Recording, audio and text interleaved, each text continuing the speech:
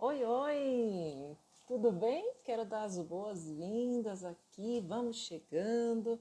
Hoje a gente vai bater um papo aí sobre deficiência sem tabus, um papo aberto. Eu sou a Fernanda Lima e já já vou me apresentar melhor aqui. E a gente vai ter aqui conosco uma intérprete de Libras e também conduzindo esse papo conosco, tá bem? Vamos aguardar aí a entrada. Já já elas devem estar conosco aqui. Oi, Larissa, bem-vinda. Oi, Fabi. Oi, tudo bem? Oi, tudo bem? Tudo bem, meninas? Você está me ouvindo bem? Super bem. Estou estreando fones novos, então não sei muito Momento de como vou. emoção. Oi, total. Ai, que legal. Dá as boas-vindas aqui para o pessoal que está entrando. Vamos chegando, que hoje a conversa vai ser boa, né? Vai ser muito boa. Estou super animada.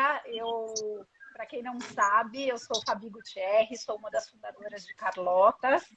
Carlotas é uma empresa com propósito social de olhar e cuidar das relações. A gente faz isso de diversas maneiras, com empresas, mas também dentro de escolas. Mas eu estou aqui na condição de fã da Fê. A gente tem uma relação de longa data e sempre que a gente bate papo, eu aprendo demais. A gente tem umas trocas super riquíssimas. E a ideia era a gente aproveitar essa semana, que teve o dia 21 de setembro, que é o Dia Nacional da Luta da Pessoa com Deficiência, para falar mais desse tema.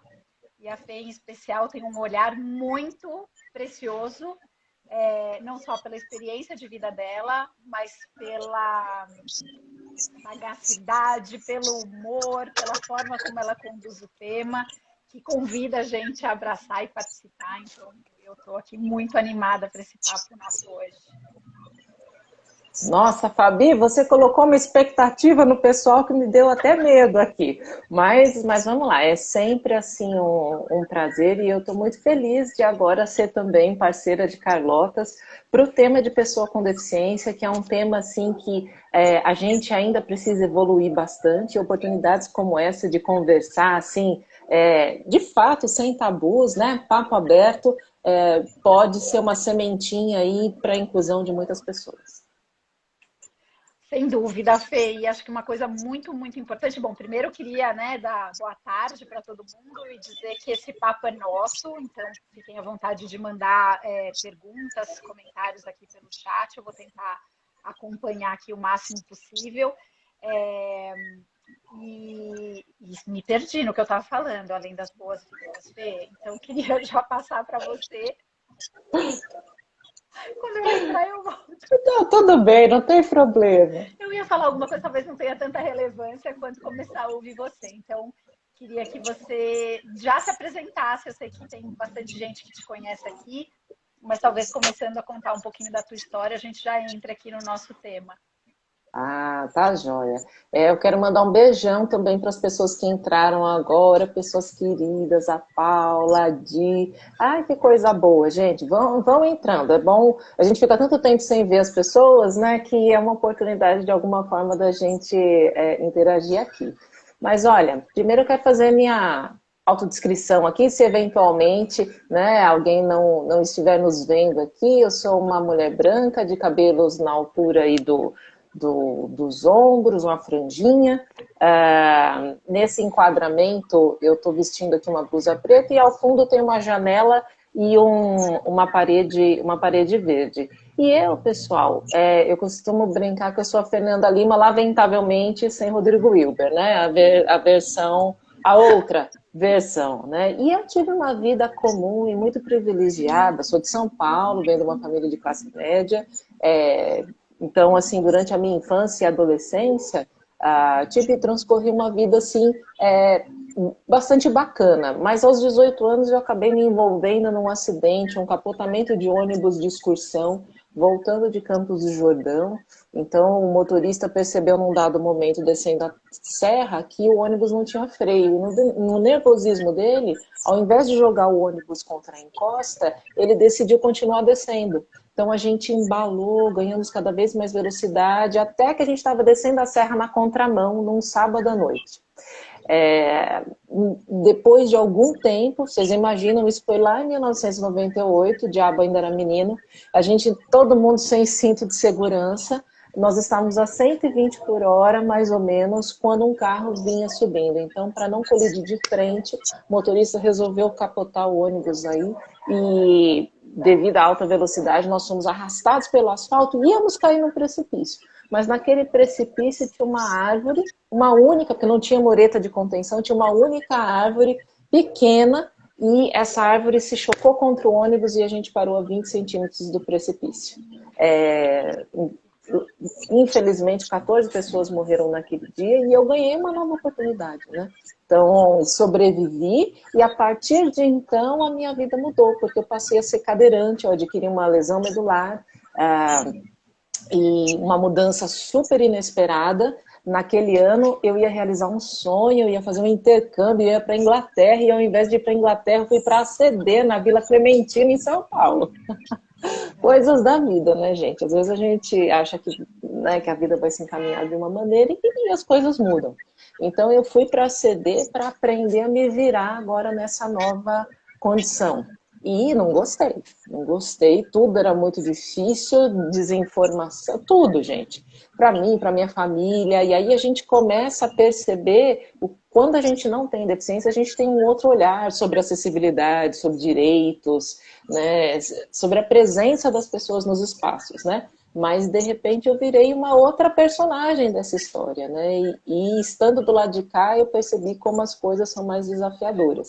E nesse meu período lá na ACD, me reabilitando, uma tarde me perguntaram assim: ô Fernanda, você não gostaria de nadar?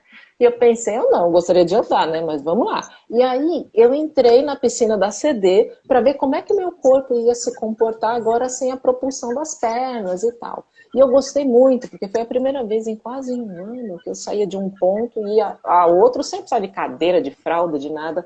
Porque uma coisa que as pessoas não sabem, que, por exemplo, lesados medulares, a maioria de nós, todo mundo pensa na pessoa cadeirante, ou quem tem uma lesão como a minha, alguém que está aí privado da sua mobilidade, como se esse fosse, de repente, o maior desafio. Na maioria das vezes ele não é, porque além da perda de mobilidade, a gente deixa de ter controle de bexiga e de intestino. Então, isso para a dignidade, seja de uma criança, de um jovem, do adulto, isso é muito impactante, muito. Né? Então, a mobilidade pesa certamente, mas essas questões que são mais íntimas, muito mais. Então, você imagina que em quase um ano era a primeira vez que eu saía de um ponto a outro sem precisar de cadeira, de fralda, de nada.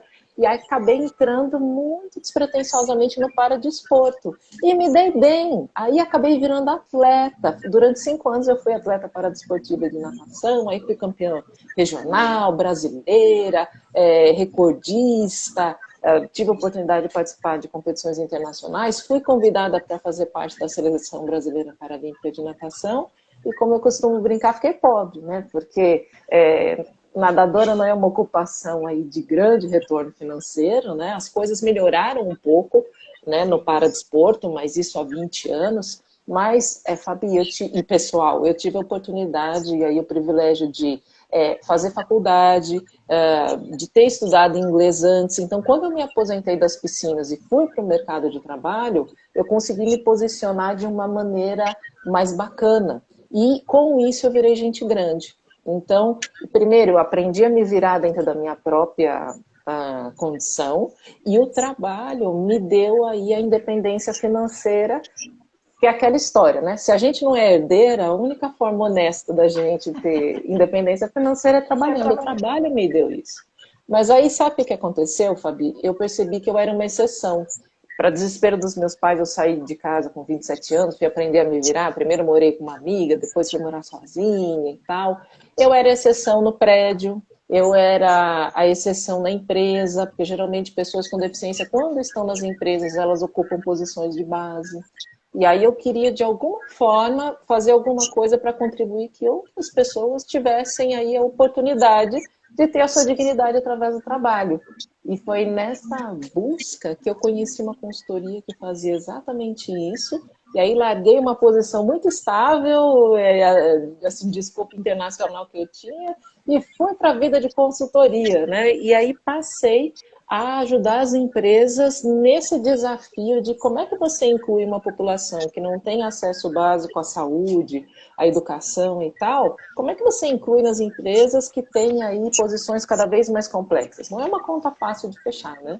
Então, passei alguns anos como consultor de inclusão de pessoas com deficiência e depois fui convidada aí pelas empresas para vir do lado de cada força, né? Virei cliente para ser aí especialista de diversidade e inclusão. Então, hoje, já faz alguns anos, na verdade, que eu sou especialista de diversidade e inclusão, tratando de outros grupos sociais também, mas também atuo no paralelo no que eu acredito que é muito importante, que é essa parte de treinamentos e palestras sobre pessoas com deficiência, para que outras pessoas tenham a mesma oportunidade que eu tive. Nossa, eu já estou aqui anotando um monte de coisa que eu quero falar com você. Até a gente fez um super roteirinho aqui com várias coisas. Acho que a gente vai ficar umas 5 horas, então vocês se preparem aí, porque tem muita coisa para falar, principalmente com o conhecimento, com a experiência da Fê. Eu acho que dá para a gente mergulhar um pouco nesse universo de uma forma muito didática, né? Uma forma talvez justamente quebrando tabus, porque é um tema que muitas vezes causa desconforto.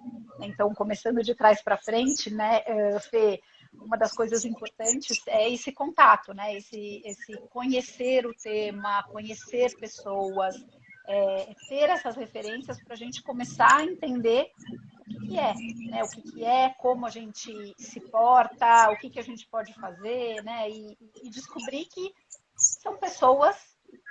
E que basicamente é isso, né? São pessoas e as relações, elas são iguais.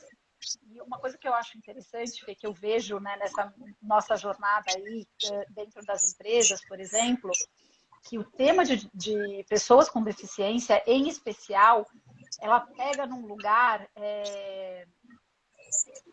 eu não vou denominar exatamente o que, né, que reação causa nas pessoas, mas diz muito mais sobre a pessoa em si do que a pessoa com deficiência, né? Então, esse distanciamento, às vezes, que se quer e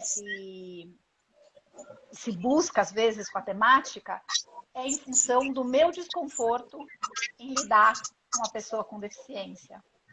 A Jeans falou que o meu áudio está baixo, está muito horroroso ou dá para ouvir? Olha, para mim tá ótimo. Dá até para ouvir um barulhinho de fundo. Eu apanhando, olha lá ela aqui, eu apanhando do fone novo, gente. Desculpa, não consegui nem testar. Vou tentar aumentar o volume e falar um pouquinho mais alto. Só espero não estar gritando na orelha da Fê, então. Imagina. Uma outra coisa, Fê, que eu queria colocar aqui. Bom, primeiro ponto aprendido aqui, que não é natural para mim. Às vezes eu lembro e às vezes eu não lembro. Então, em alguns contextos, eu já estou mais doutrinada, em outros não, que foi a autodescrição que a Fê fez para as pessoas que eventualmente têm algum problema de baixa visão ou são cegas. Então, eu vou me corrigir, que eu vou me apresentar, então.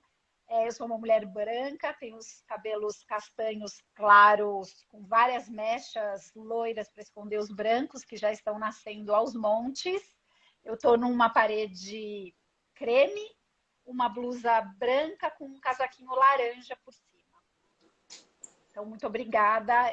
E eu acho que é muito importante isso. A gente que não lida ou que não tem muito perto no nosso dia a dia as pessoas com deficiência ou não está envolvido em alguns temas, às vezes a gente esquece, né, e usa a nossa referência como uma referência padrão, né? Então, a gente sempre Mas olha, sem dúvida, mas olha, sempre vale a gente também não se chicotear, né? Então, assim, acontece, mesmo porque quando a gente conversa com pessoas cegas, com pessoas com baixa visão, no dia a dia, fora de eventos, de live, as pessoas não fazem a sua autodescrição quando vão entender. Oi, bom dia, eu sou uma mulher branca e tal. Isso não acontece no dia a dia, né? Então, assim, a audiodescrição, ela é uma gentileza que a gente faz em eventos. Por exemplo, uma outra coisa em eventos presenciais que diz muito mais para o conforto da pessoa cega do que a audiodescrição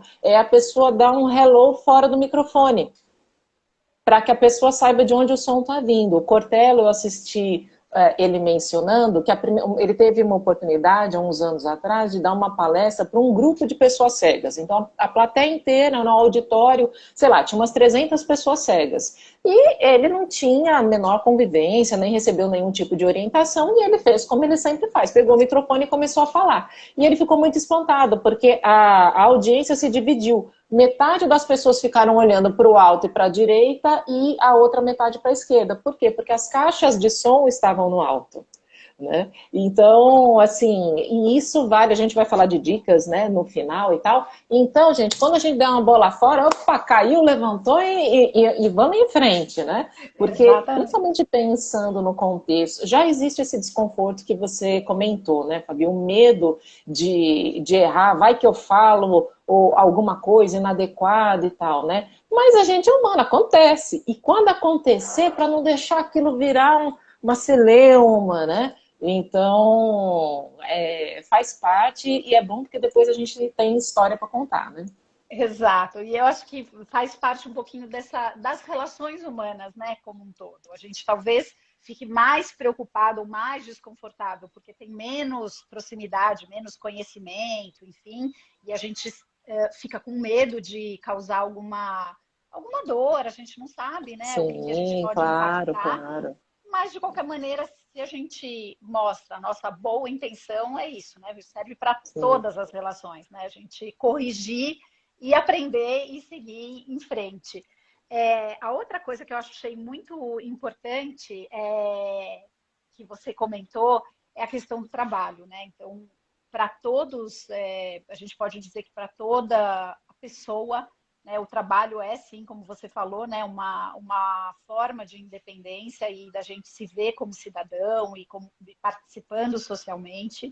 E claro que para uma pessoa com deficiência, eu imagino que isso deve ter um significado especial, né, porque tem as barreiras N que a gente vai falar, né? Então, poder estar inserido num contexto onde boa parte da sociedade está, isso significa muito, né? Então, eu acho que parte desse esforço e desse olhar e da lei de cotas que veio, enfim, é como que a gente consegue inserir as pessoas, trazer dignidade, trazer a independência, trazer essa participação,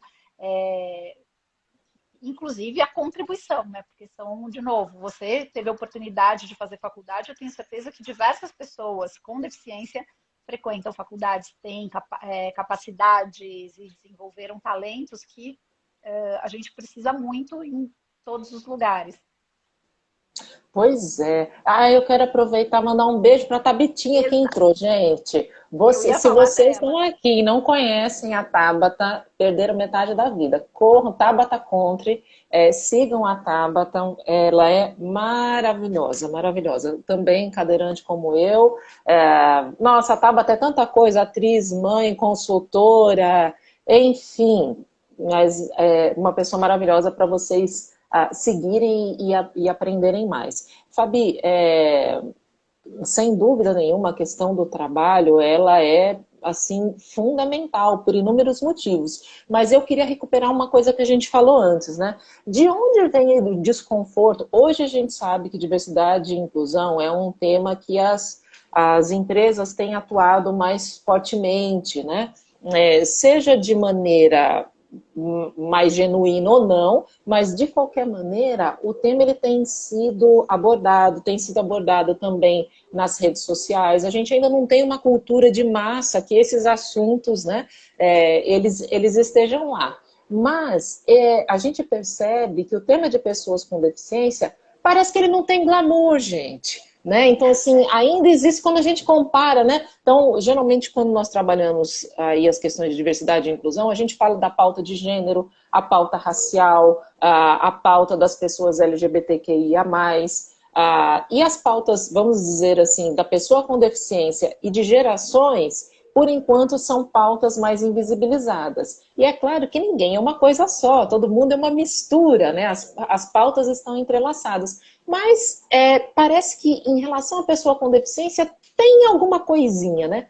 De onde vem essa coisinha? E aí eu queria fazer um retrospecto, só rapidinho, para a gente entender por que a gente sente o que sente em relação ao tema. Então, se a gente olhar lá para trás, nos primórdios, o que a sociedade fazia com pessoas com deficiência?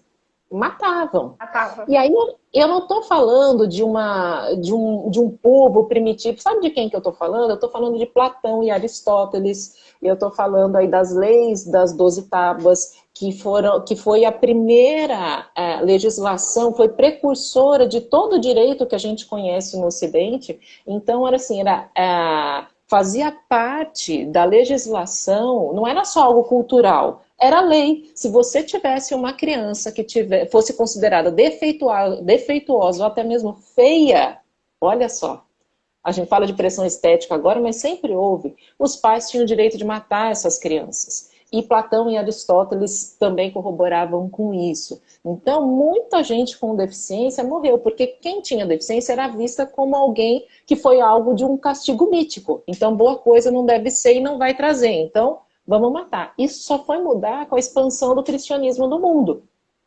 Com a expansão do cristianismo, a pessoa com deficiência passou a ser objeto de caridade. O que você faz com um objeto de caridade? Você guarda num potinho. Então, as pessoas não eram mais vítimas de assassinato, mas elas eram segregadas para, de alguma forma, serem cuidadas, mas não tinham participação ativa na sociedade. Quando que isso foi mudar? Gente, 20 séculos depois, olha quanto tempo demorou. De maneira estruturada, as coisas foram mudar com a criação da ONU no fim da Segunda Guerra Mundial. A Segunda Guerra Mundial deixou aí muitas pessoas mutiladas e tal, e aí a ONU foi criada, e 20 anos depois da criação da ONU, lá em 75, que foi criada aí o primeiro documento em nível mundial falando dos direitos, e a terminologia na época era de pessoas deficientes. Né? Então, assim, a inclusão, pensar em pessoa com deficiência enquanto de fato uma pessoa, uma cidadã que vai ocupar espaços, né, entre eles o espaço do trabalho, é algo muito recente. Quando a gente olha para a nossa história brasileira, assim, só a Constituição de 88 que colocou todo mundo, né, como iguais em direitos e oportunidades, mas se a gente for olhar a lei de cotas que obriga as empresas a contratarem pessoas com deficiência, ela tem 30 anos, ela é de 91. A lei que dá o direito de crianças com deficiência estudarem com crianças sem, ela é de 94. A lei de acessibilidade, gente, se a gente não conseguir sair de casa para viver, como é que vai ser? Ela é do ano 2000. E a nossa lei mais recente, que é a Lei Brasileira de Inclusão, é de 2015. Então, esse desconforto vem de um apagamento histórico. É claro que a gente tem pessoas que furaram essa bolha, pessoas notáveis com deficiência, né? Do século XVIII para cá, principalmente, eu poderia citar nomes de pessoas que eu acho que todo mundo aqui conhece, mas não é a história da maioria. Então, por isso que hoje, ainda, a gente está muito aquém de participação efetiva na sociedade do que antes. Daí vem o capacitismo, que eu acho que a gente vai falar um pouquinho sobre ele, né, Fabi? Sim. Fê, então, para a gente começar agora a entrar um pouquinho mais especificamente aí se letrar um pouquinho sobre o tema, queria que você falasse sobre os tipos de deficiência. Aqui a Fê é cadeirante, né? Então a gente está com uma pessoa que tem deficiência física, mas existem vários tipos de deficiência. E o que eu acho, que eu observo, né, no mercado, dentro das empresas, é que quando a gente fala de outros grupos, né, de outros marcadores sociais, com exceção do LGBTQIA+, o recorte é muito centrado, eu vou usar essa palavra. Mas quando a gente fala, por exemplo, de pessoas com deficiência, você tem grupos e deficiências diversas. Universo. É um universo. E aí parece que a gente quer tratar todo mundo da mesma maneira, né? Exatamente, um ótimo ponto, Fabi. Olha, de maneira macro, primeiro a gente está falando de pessoa com deficiência, mas o que é essa tal de deficiência? Boa. Né? Então, assim, a gente tem duas definições. Tem a mais simples, que eu gosto mais, que é da Organização Mundial da Saúde, que vai dizer que deficiência é a perda, que ela pode ser parcial ou completa, pequena ou grande, visível ou não, de uma ou mais funcionalidades do corpo. Então, deficiência é perda de funcionalidade. Ponto. Não altera caráter, produtividade, sexualidade, espiritualidade, nada disso, gente. É tão somente alguém que nasceu, adquiriu aí uma ausência de funcionalidade. A ONU estabeleceu, e a LBI também corrobora com esse outro conceito, que deficiência é um impedimento de longo prazo que pode ser físico, mental, intelectual ou sensorial. Quando a gente fala sensorial é porque ele pode ser visual ou auditivo, que em contato aí com barreiras pode impedir a participação ativa das pessoas na sociedade. Então, o que quer dizer tudo isso? Deficiência é uma continha que a gente faz. É assim, ó, barreira vezes impedimento é igual deficiência. Vou dar um exemplo aqui para facilitar. Então, vamos supor, eu sou uma pessoa que não ando, vamos supor aí que o meu impedimento equivale aí a 10. Aí, agora, por exemplo, para fazer essa live, eu estou tendo alguma barreira? Não estou. Nem a barreira atitudinal e nem barreira tecnológica. Então, é zero. Quanto que é 10 vezes zero? Qualquer número multiplicado por zero, gente, é zero. Então, a minha deficiência, nesse momento, ela existe? Existe. Mas o impacto dela na minha participação na sociedade é zero. Então, quanto menos o impedimento, que é a deficiência em si, muitas vezes ele não é capaz de ser minimizado. Mas as barreiras, tanto de atitude quanto as outras, sim. Então, quanto menores forem as barreiras, também menores vão ser aí os obstáculos que a deficiência traz para quem as possui. Mas, basicamente, a gente tem aí 5 tipos de deficiência. Física, visual, auditiva, mental e intelectual. Fê, eu acho que um ponto importante para esclarecer, eu acho que visual, auditiva e física é mais fácil, né, talvez, da gente entender. Intelectual e mental, qual que é a diferença? Pois é, sabe que ainda não tem uma regulamentação muito específica sobre a deficiência mental, mas de forma geral, quando a gente fala de deficiência intelectual, a gente está falando de algum impedimento, alguma deficiência que causa um impedimento cognitivo. E mental tem a ver aí com questões psiquiátricas. Às vezes, quem tem uma condição psiquiátrica, ela não tem nenhuma perda cognitiva, mas ela tem perdas aí do seu espectro psiquiátrico. Então, essas seriam aí as divisões. Por que não foi regulamentado? A gente poderia colocar aí, de repente, a esquizofrenia como uma deficiência intelectual. A pessoa tem um impedimento e tal, né? Sei lá, a bipolaridade, outras questões. Então, assim, para aferir isso ainda não foi feito, mas a lei ela já contempla isso. Agora, a deficiência intelectual é aquela que é adquirida, pelo menos a lei considera assim, aquela que é adquirida até os 18 anos, né, onde a pessoa tem aí um funcionamento da sua parte cognitiva abaixo da média, acompanhado por algumas outras perdas. Quero aproveitar e mandar só um parênteses. Gente, quero mandar um beijo pro Rafa Absoluto, pro Filipinho e pra Jaque que entraram.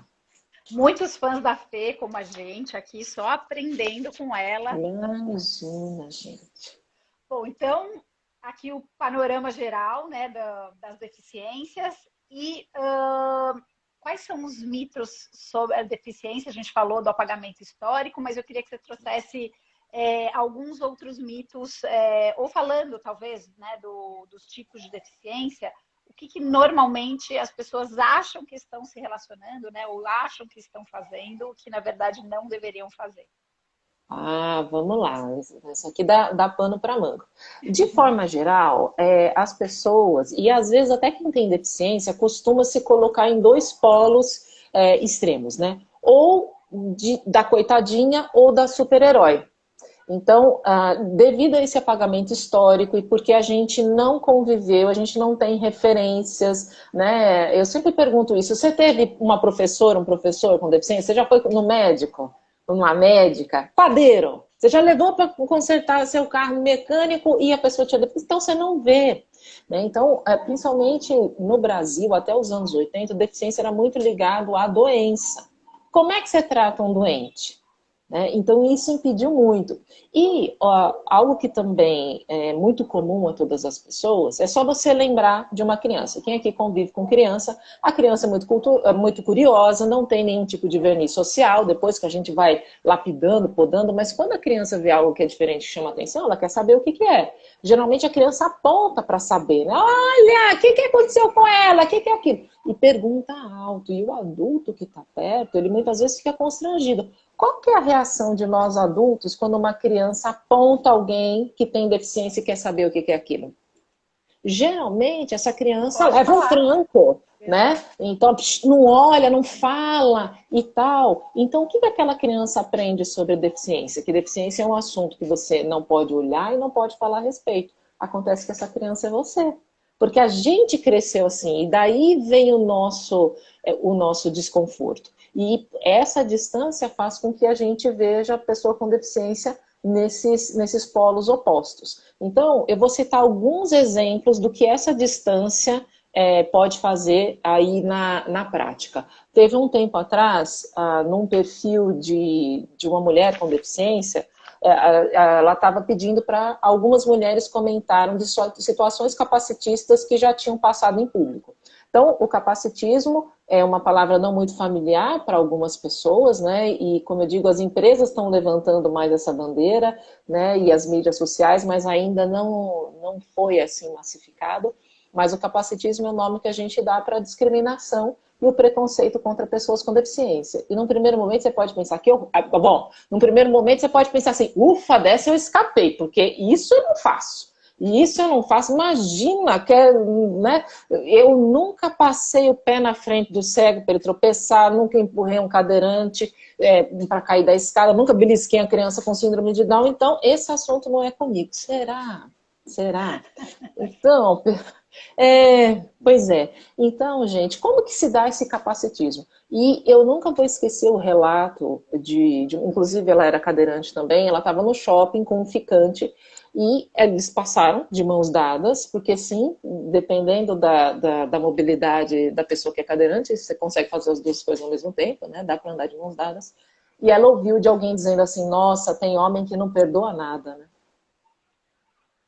Por quê? Porque na cabeça daquela pessoa, o fato de alguém se relacionar afetiva sexualmente com alguém com deficiência, gente, a pessoa está apelando. Então, existe um apagamento da gente enquanto pessoa, enquanto gênero, enquanto pessoa que tem sexualidade. É muito comum pessoas com deficiência, seja ela qual for, que tenha aí um parceiro, uma parceira, que essa pessoa receba parabéns. E fazem isso na nossa frente, inclusive. Então, assim, parabéns. É como se a pessoa estivesse ganhando um passaporte para o céu, porque deve ser uma pessoa especialíssima, por dentre tantas oportunidades, escolher se relacionar com uma pessoa com deficiência, por exemplo. Né? Ah, meu Deus, Caroline Guinarra. Eu vou contar uma da Carol Guinarra, que acabou de entrar aqui. Gente, se vocês não seguem a Carol, sigam. Também A Carol sigam. a Carol é fundadora da Talento Incluir, minha ex-chefe. Olha, gente, a Carol escreveu junto com a Flávia Sintra, que também é cadeirante, repórter aí do Fantástico, e a Tatiana Rolim, um livro maravilhoso que, se você não leu, eu recomendo, chamado Maria de Rodas, que conta a experiência delas enquanto mãe cadeirantes. E na época, esse livro foi lançado acho que há uns 10 anos, e à época elas foram embarcar para algum lugar para fazer o lançamento. E no aeroporto disseram para elas que não poderiam embarcar 3 cadeirantes juntas no mesmo voo. Por quê? Sendo que eram 3 pagantes, gente, 3 pagantes. Então, assim, o capacitismo se dá de várias formas. Essas bolas fora que a gente dá, elas podem ir em 2 extremos. Ou num extremo de subestimar a capacidade de alguém, né? Então, eu me lembro quando eu morava sozinha, né? Uma vez eu desci com uma vizinha no elevador e eu estava indo trabalhar. E aí eu comentava com ela que eu trabalhava perto ali de onde a gente morava, ela falava assim: "Ah, é bom para distrair, né?" Aí eu falei para ela: "E para pagar as contas também, né?" Então, assim, aí parece que ela acendeu uma luzinha na cabeça dessa senhora, porque ela não tinha parado para pensar que pessoa com deficiência também precisa trabalhar. E aí depois eu ouvi ela falando outras vezes, quando ela ia falar de mim para alguém, ela falou assim: "Olha, ela trabalha, viu?" E tal. Então, outras coisas, por exemplo, quando eu descia de manhã para trabalhar, tinha uma pessoa que quando eu encontrava, ela falava assim: "Ai, parabéns, viu? Te admiro tanto." Então, assim, qual que era o subtexto? O subtexto é assim: se eu tivesse uma vida tão miserável quanto a sua, quanto eu acho que a sua é, eu não trabalharia. Então, muitas vezes, e aí eu acho que essa é a parte mais difícil das pessoas entenderem do capacitismo. Porque subestimar que alguém com deficiência possa fazer alguma coisa, às vezes você leva um choque, mas meu Deus, por quê? Porque você nunca viu. E aí esse efeito é do ser humano, a gente se surpreende. Né? De ver, de repente, uma pessoa cega que é pianista, ou que, sei lá, eu poderia dar inúmeros exemplos aqui. As pessoas se surpreendem quando as pessoas se relacionam, têm filhos, né, pessoas com deficiência que têm filhos, que trabalham, que têm aí uma vida ativa. Ah, inclusive uma outra coisa, sabe que as pessoas se surpreendem, Fabi? De ter pessoa com deficiência que é mau caráter. Vocês acreditam? Eu nunca, porque as pessoas acham que de repente quem tem deficiência é uma pessoa iluminada. Gente, é iluminada se acender a luz. Se não acende com luz, porque olha, deficiência não define caráter. Eu muitas vezes as pessoas eram revistadas e eu não era revistada. E é claro que eu não sou uma pessoa de mau caráter, mas se eu fosse, eu poderia usar disso, porque na cabeça das pessoas, é inofensivo. E aí, eu estou vendo que o professor Sérgio está falando aí do benefício do governo, a gente vai endereçar isso em algum momento aqui, uma pergunta sobre isso. Não, mas Mas o que até sobre o capacitismo nesse sentido, que fica se do beneficiando, eu benefício. imagino. Vou pelo menos dar a minha opinião pessoal aqui, baseada em alguns números, Sérgio. Mas olha só, o que eu ia comentar é que na época que eu era atleta, uma vez tinha um dos rapazes que treinavam com a gente, que era cadeirante, e ele ia de carro para o treino. E, gente, olha que situação inusitada. Ele teve o seu carro roubado, terminou o treino. Nós treinávamos no Centro Olímpico Ai, do não. Ibirapuera. E quando ele saiu do treino, cadê o carro? Roubaram. E aí, depois de um tempo, ele foi descobrir. Sabe quem roubou, gente? Outro cadeirante.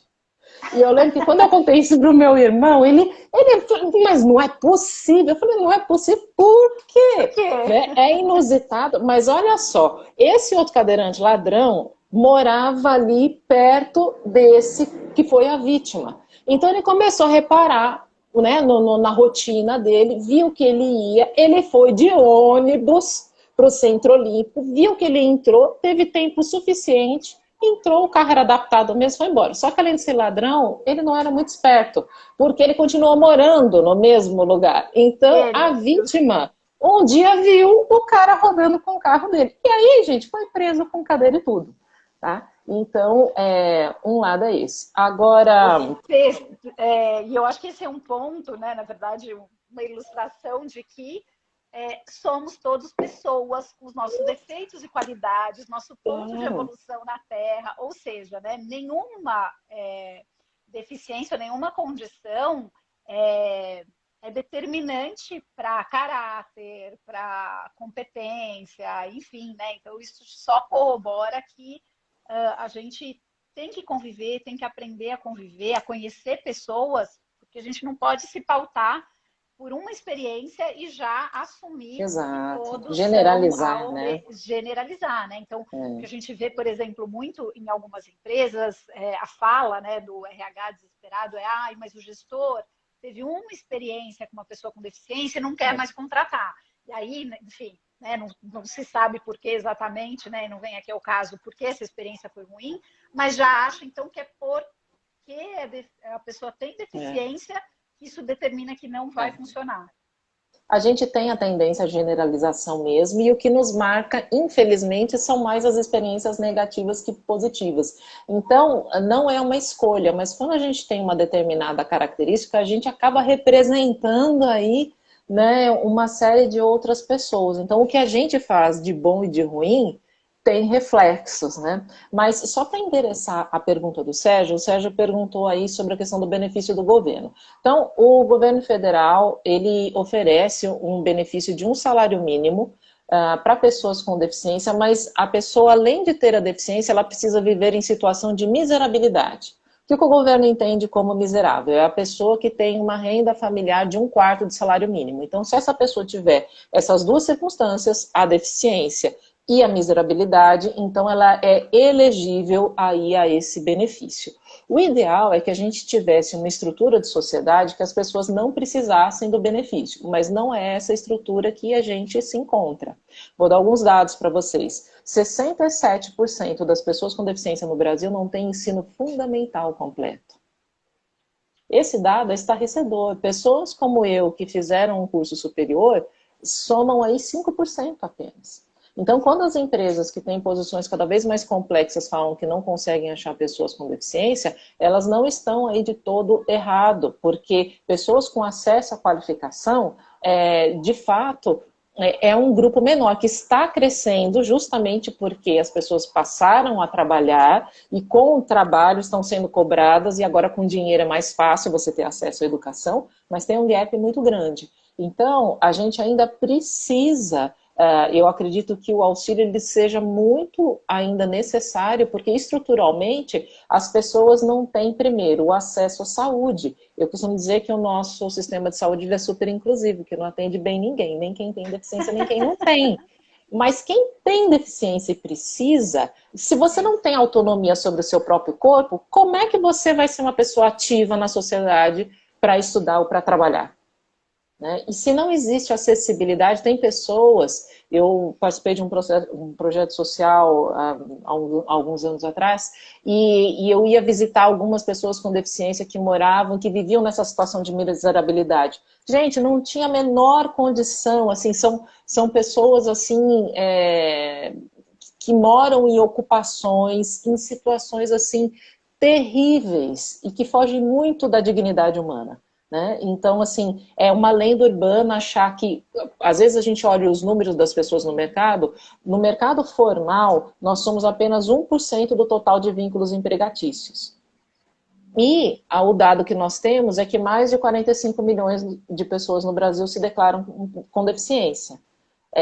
Se a gente tem menos, vou traduzir em outros números aqui, pessoas com deficiência trabalhando formalmente são menos de 500 mil. Para mais de 45 milhões que existem.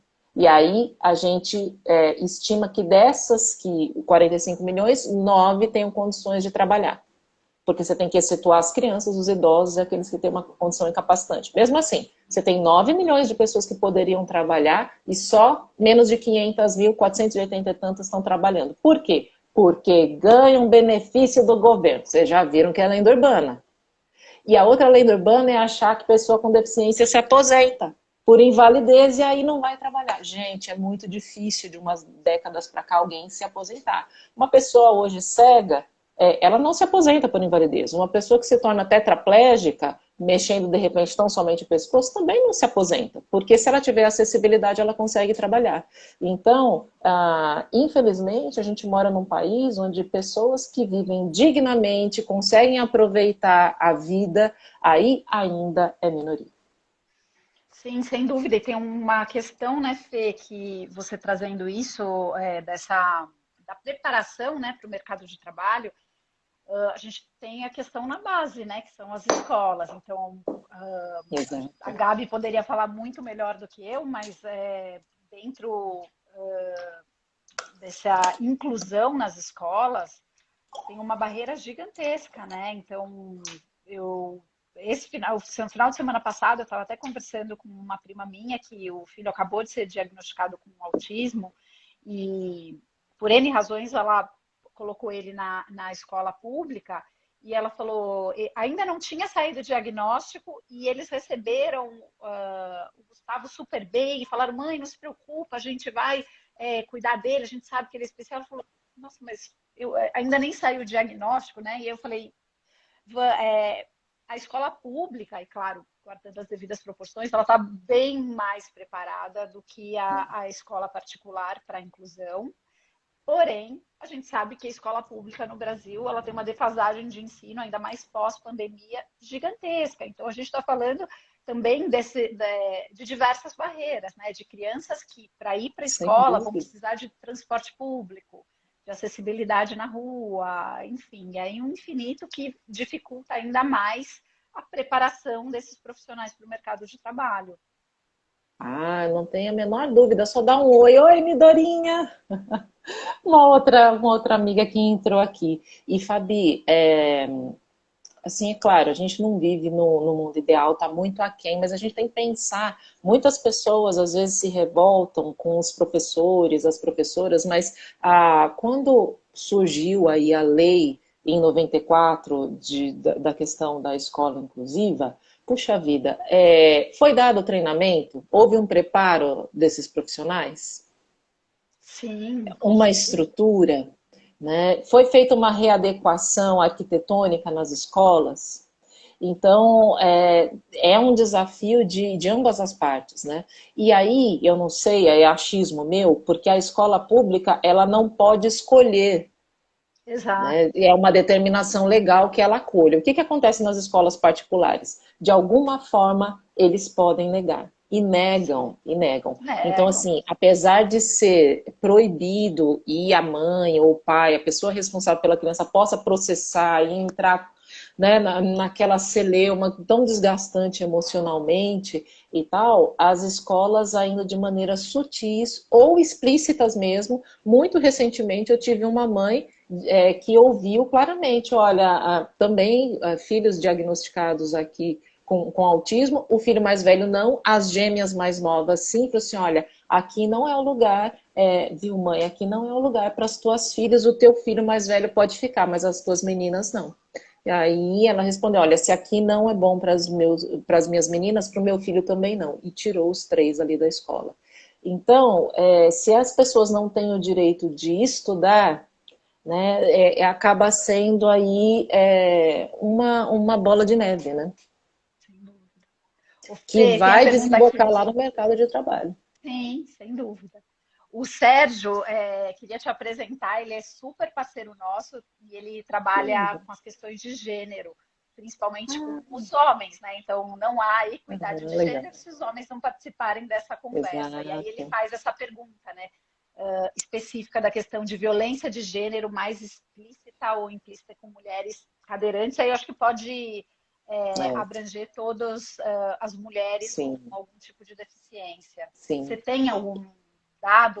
Eu não tenho aqui de cabeça, Sérgio, mas infelizmente é, a gente tem um número altíssimo aí de mulheres que são vítimas de violência, principalmente violência sexual.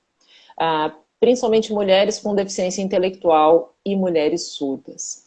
Quando a gente fala do universo de pessoas com deficiência auditiva, gente, claro que, como eu falei, cada tipo de deficiência é de fato um universo. Então, a gente tem pessoas que são oralizadas, que conseguem se comunicar através da fala, mas nós temos pessoas que temos aquelas que são sinalizadas, que se comunicam através de libras, né? Mas a gente tem pessoas surdas, gente, que não são alfabetizadas, nem oralizadas e nem sinalizadas. Às vezes a gente pensa no Brasil, né, aqui nas capitais, na costa, mas, gente, não é assim. A realidade brasileira, muitas vezes, a família que percebe uma criança aí com uma surdez, os pais não conhecem aí recursos, ou muitas vezes é muito comum, quando você conversa com alguém que é um surdo sinalizado, olha, na tua família tem mais alguém que conhece Libras? Não. Às vezes a pessoa é a única. Então, como é que se dá a comunicação dessa pessoa em casa? Agora, você imagina uma pessoa que não consegue falar, não escreve e não se comunica por Libras. Então, principalmente a mulher, ela fica muito mais vulnerável. Então, a gente tem um percentual muito alto aí de abuso e violência de gênero, quando a gente fala de pessoas, de mulheres com deficiência intelectual e auditiva. E quando a gente fala de deficiência física, é mais pelo relacionamento abusivo mesmo. Porque a gente fala bastante, é muito importante falar da solidão da mulher negra, né? Que acaba não sendo a preferência aí, quando a gente fala das relações heterossexuais, né? E a mulher com deficiência, muitas vezes, ela também está nesse mesmo papel. Então, muitas mulheres com deficiência, às vezes, se sujeitam a uma relação que é abusiva, pelos mesmos motivos, né? Uma questão ali de ter a sua autoestima atacada, de não ter uma independência financeira e, infelizmente, também sofrem com a violência dos seus parceiros. Inclusive, fazem aquele jogo psicológico de você tem que agradecer que eu estou com você, porque se você me largar, quem é que vai te querer? Sim. Muitos desafios, né, Fê? Muitos, muitos. Muitos. Por isso que eu me considero Falando. assim, uma pessoa muito privilegiada, né? Existem aí pessoas que vivem em circunstâncias, porque a deficiência em si, dependendo da deficiência, ela tem um impacto maior ou menor na vida de alguém. A depender da situação socioeconômica dessa pessoa, isso muda muito, isso muda os acessos que ela tem, né? Então, quando você pega uma pessoa que tem uma deficiência com um grande impacto, somado à falta de uma condição socioeconômica digna, então essa pessoa, de fato, ela fica aí muito, muito vulnerável. Eu queria aproveitar essa tua fala para a gente, acredite ou não, já estamos caminhando para o final. E podia ficar, como eu falei, horas Poxa aqui vida, te gente. ouvindo, mas aproveitando que você comentou agora, antes da gente entrar no final, das barreiras. Então, acho que todo mundo aqui ouviu você falando, barreira atitudinal, né, de tecnologia. Então, só fala um pouquinho dessas questões, que eu acho que é muito importante a gente prestar atenção nisso no nosso dia a dia, principalmente no que tange, né, o comportamento nosso, que é o que a gente pode fazer. Legal. Olha, gente, de fato, eu poderia falar muitas, muitas coisas. Primeiro, eu convido vocês a darem uma pesquisada aí. Quando a gente fala de barreiras ou de acesso, existem aí 7 dimensões da acessibilidade. Né? A gente costuma pensar muito na acessibilidade arquitetônica, aí a gente sempre pensa em rampa, em elevador, que é super importante. A gente tem uma legislação super robusta, mas que na prática ela não acontece. A gente pensa talvez na acessibilidade comunicacional, né? Como a gente tem hoje aqui com a Larissa interpretando, né, os conteúdos com legenda e tal, mas a gente tem muitas outras aí dimensões da acessibilidade. Mas eu queria aqui falar naquela que talvez esteja mais próxima da gente, que é a acessibilidade atitudinal. Então, justamente por todo esse né, percurso histórico que eu contei para vocês, de apagamento, de distância e tal, a gente fica aí numa condição aí bastante desafiadora. Então, no fim das contas, quando você se deparar com alguém que tem uma deficiência, vou deixar algumas dicas, tá? Você se aproximar de alguém com deficiência, que ela seja visível. Como é que você sabe se no exercício de gentileza você oferece ajuda ou se você respeita? É capacitista eu ir lá e oferecer ajuda? Será que ao oferecer ajuda eu estou duvidando da capacidade de alguém? E aí, gente, claro, tudo tem um contexto, mas eu sou da opinião que sempre vale a pena ser gentil. Pode ser que ao se aproximar de alguém, na dúvida, você pergunte, oi, posso te ajudar? Pode ser que a pessoa, por inúmeros motivos, ela vai para pi, pi, pi. Isso acontece. E já aconteceu com muita gente que ficou traumatizadíssima, que não chega a 2 metros de uma pessoa com deficiência porque se chocou com aquilo, né? Mas aquele perigo da generalização. Mas vamos imaginar aqui que a gente tenha alguém que não responda dessa forma e ela fala, não, não precisa. O que a gente faz? A gente respeita isso. Porque eu já vi gente falando assim, não, precisa sim, eu faço questão. E aí você acaba violentando aquela pessoa de alguma maneira. Então é muito comum que pessoas cegas, por exemplo, não marquem encontros numa esquina, porque a gente de alguma forma associou que uma pessoa cega na esquina, ela quer atravessar, e às vezes ela não quer, e as pessoas na sua boa intenção são pegas pelo braço e vão para lá e para cá e depois não sabem de que lado da rua estão, por exemplo. Pessoas cadeirantes também, né? Eu vi aqui uma hora, não sei se o Jairo ainda está conosco, o jornalista queridíssimo, escritor e tal, e eu lembro do Jairo comentar que uma época da vida dele, ele decidiu estacionar fora ali do estacionamento da empresa, para ele ir tocando cadeira e tal, essa é a expressão que a gente usa, para fazer um pouco de atividade física e tal, e aí o quarteirão ali tinha um certo aclivezinho, e aí imagina o que acontecia, Fabi, pessoal, quando ele tentava fazer esse percurso na calçada como um cidadão, né, e tal. Alguém vinha, né, e achava que ele precisava de ajuda, porque as nossas calçadas são muito ruins e tal, e começavam a empurrar o Sérgio. E aí, quando ele tentava explicar, sem perguntar, e quando ele tentava explicar, aí a pessoa fala, não, mas eu faço questão. Né? Então, gente, eu também, Fabi, passei por deixa eu só ver aqui o tempo. Uma vez eu fui falar num lugar que tinha uma super escadaria, e existe um jeito certo de você auxiliar uma pessoa que é cadeirante a descer as escadas. E quando eu ia dar essa orientação, chegou uma pessoa muito empolgada e tal, não, deixa comigo, porque eu tô acostumada. E ao invés de empinar a cadeira para trás, ele começou a me empinar de frente para a escadaria.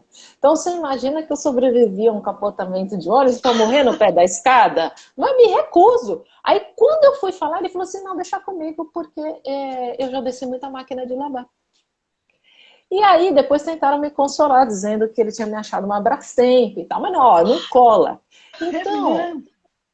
Mas vocês acham que ele saiu de casa pensando assim, hoje é uma tumba? Não, né? Essa nunca é a intenção. Então, o ideal é que, na dúvida, pergunta. Se a pessoa disser que não precisa, não insiste, respeita.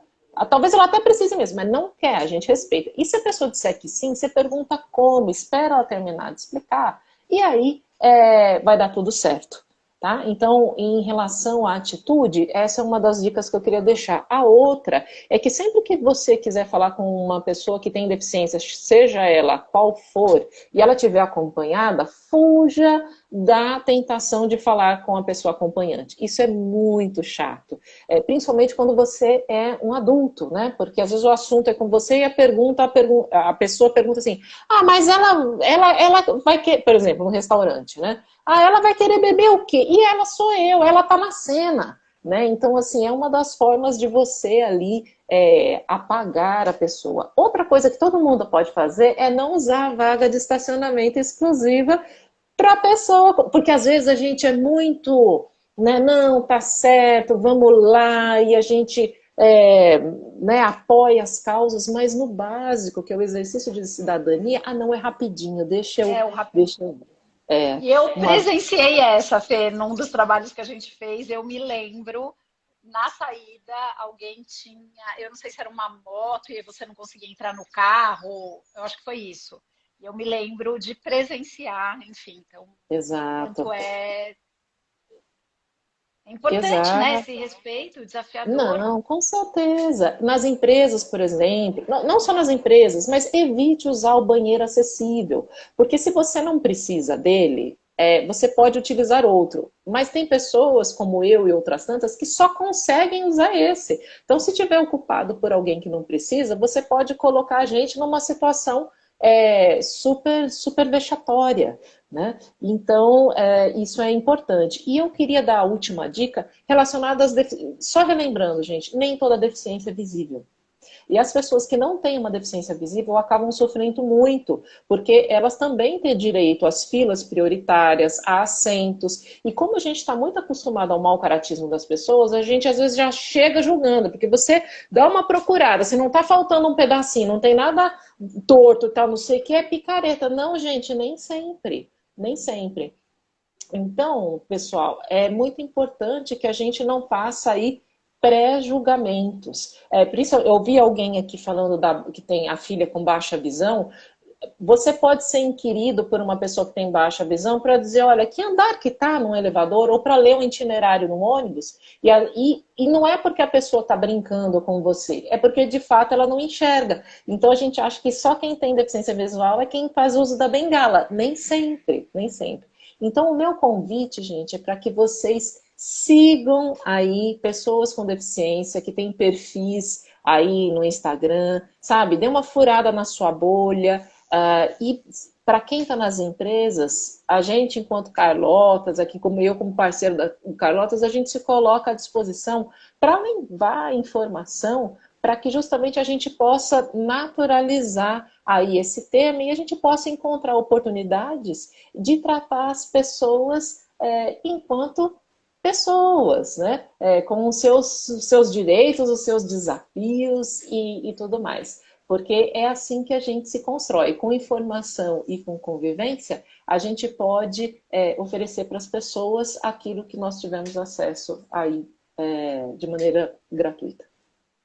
E a gente não sabe o quanto conviver com pessoas, né, diferente da gente em diversos aspectos, é enriquecedor, a gente aprende um monte. Eu estava outro dia batendo um papo com o Thierry.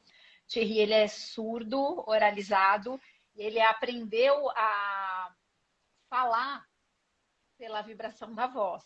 E ele é um Ele é super fantástico. estudioso, assim, ele trabalha Sim. com inovação, ele é brilhante, e ele começou a me contar coisas que a gente nem imagina, né? De acessibilidade, que a gente usa hoje em dia, mas que foi inventado por conta de ser algo mais acessível. Então, é super interessante, a gente desconhece uma série de coisas, e a partir do momento que a gente convive, né, a gente desconstrói esses preconceitos, esses estereótipos, né? A gente abre um pouquinho a nossa mente para olhar as coisas de uma outra maneira.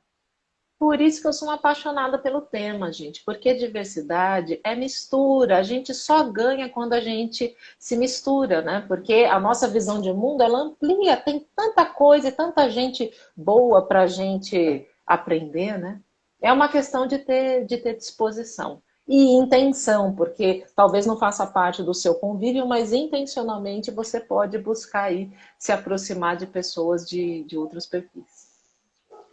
Bom, infelizmente, a gente já vai encerrando. Tem uma pergunta da Jeans que eu vou deixar aqui, um segundo convite para a Fê, para a gente pensar, porque ela traz Ah, assim, acho que quando legal. você estava falando um pouco de algumas atitudes, né? Se é quase uma microagressão, enfim, dá para a gente aprofundar bastante nisso, né? Porque tem coisas que são. Eu imagino que o capacitismo entre dentro das microagressões, mas tem coisas que realmente são falta de educação, são preconceitos, é outro nível. Que eu acho que a gente pode talvez se aprofundar um pouco mais um outro dia.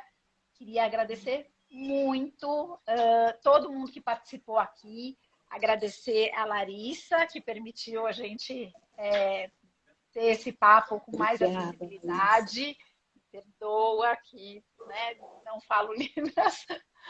E Fê, muito, muito, muito, muito obrigada. É sempre um prazer aprender, te ouvir. É um presente. Ai, gente, a alegria é toda minha. Obrigada, Fabi, Larissa e todo mundo que esteve aqui. A live vai ficar gravada para que, inclusive, você possa compartilhar com outras pessoas que você julgar que vão se beneficiar desse conteúdo. Então, gente, obrigada. Bom final de semana. Obrigada, Fê. Obrigada, Lari. Obrigada, gente. Até a próxima. Tchau, tchau.